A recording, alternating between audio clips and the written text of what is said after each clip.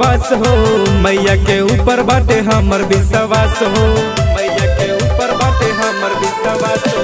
9 दिन नवरात्र संग रहब उपवास हो, मैया के ऊपर बाटे हमर विश्वास हो। जल्दी से कल संग पूजा के तैयारी, मैया के मूर्ति लादा जाई के बाजारी। जल्दी से कल संग पूजा के तैयारी, मैया के मूर्ति लादा जाई के बाजारी। जल्दी से कल संग जल्दी से कल संग पूजा के तैयारी, मैया के मूर्ति लादा जाई के बाजारी।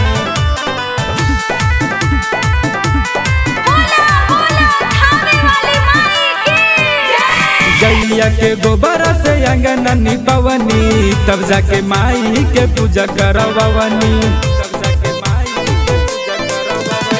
गैया के गोबर से अंगना निपवनी, तब जाके माई के पूजा करवनी।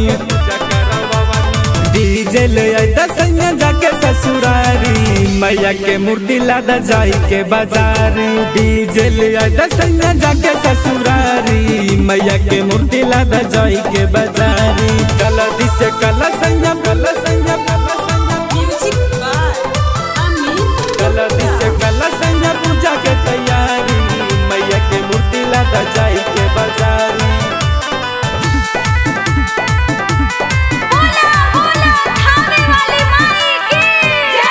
हथवा में लेके आई है मैया कटारी, सिरवा के काके आई है मैया सवारी।